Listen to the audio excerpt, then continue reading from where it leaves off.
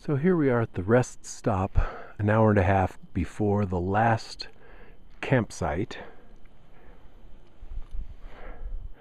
Now we're down at tree level.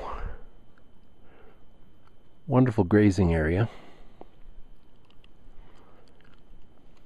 And it seems like almost everywhere we go there's a shrine to Vishnu. And the porters all dutifully stop and ring the bell and say a little prayer. Here's Christina on her crabby day, which she thinks is crabby, but she's not crabby at all. There's Krishna, Superman, takes us everywhere. And that is the peak just behind which is the Dinosaur Lake, where everybody stopped and took a dip except me.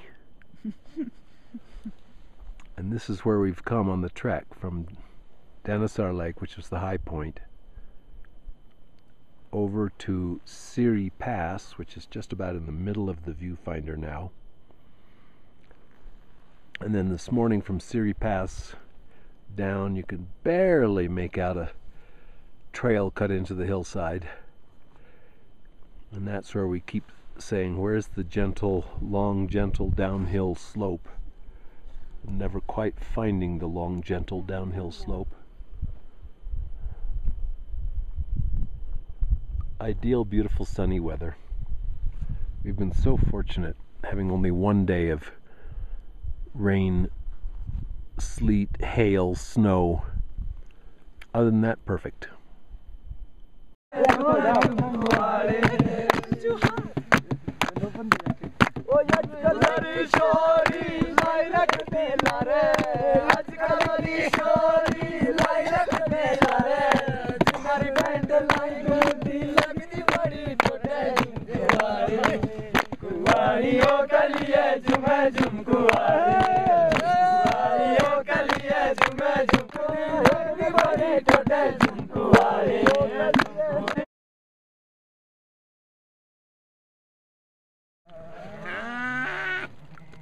Okay, well here's a wake-up call on the last morning.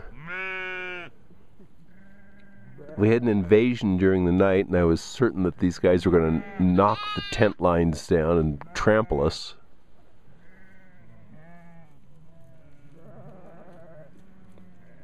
Okay, come on in.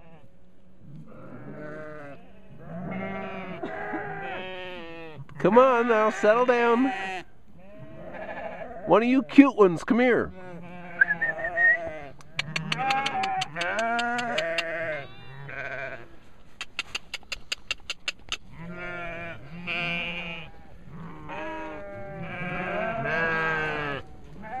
And this is how you look at the end of a trek. I'm ready for a bath.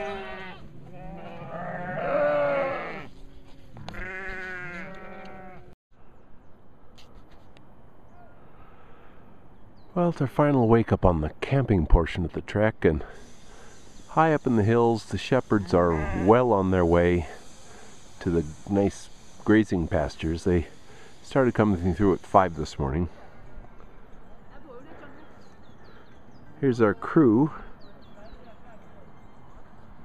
The boys are making breakfast, getting ready for our departure. We now have, oh hello, we now have a 3-hour walk down to the first road in the Kullu Valley system, then an hour and a half ride to Kullu, and a bath.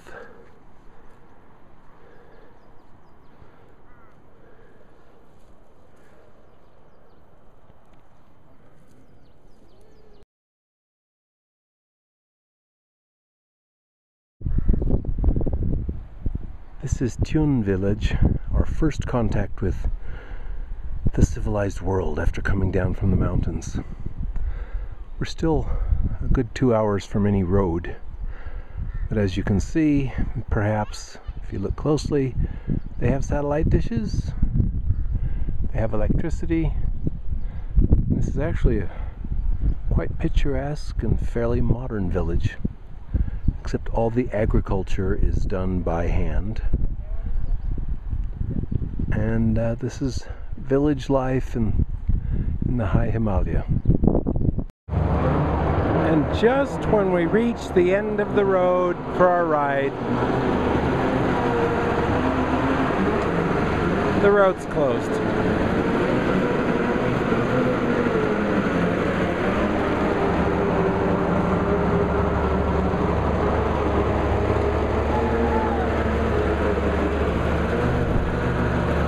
So who knows what happens next?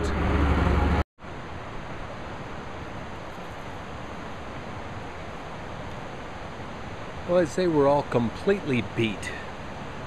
We eventually walked past the paving, found the vehicle waiting to pick us up, and we're actually going to stay in a hotel tonight that reportedly has a hot bath, which we could all use. It's been such an amazing experience, particularly being in these far-off villages where they've never seen a Westerner before. And in fact, there were very few Indians, just a few shepherds up in the higher altitudes. So quite an amazing experience. Far more rigorous than I ever expected physically. And I'm amazed that I was able to do it. I discovered that I have a lot more strength than I realized. There was only one time when I really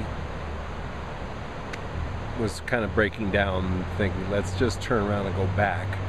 But it was at the hump day, and the road, the path, certainly not a trail, the path we would have had to go on to go back was so dreadful that I kind of thought, oh, even though it's uphill, it's got to be better than that awful hill, the downhill one. The downhill one would have been worse. There were only twice that I felt I might slip and fall to my immediate death. I didn't videotape them because I was trying to stay alive, but the trail was really treacherous. And then dozens of other times I felt that I would slip, break a bone, and instead of dying immediately, just die slowly in hypothermic conditions, which I understand is a pretty nice way to die.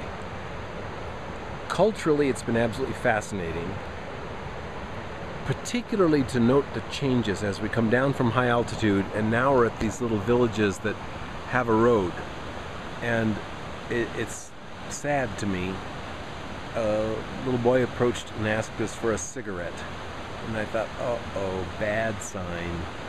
And there's a lot of litter around, and it kind of makes you question, is the so-called civilization of the Western world really a good thing?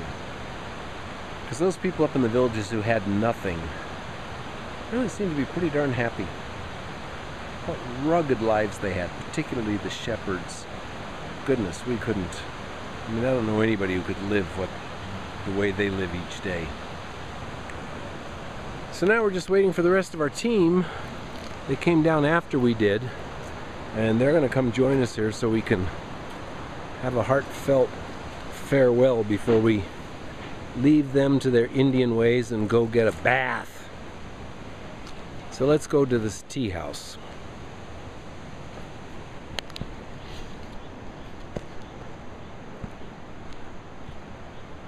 Litter everywhere.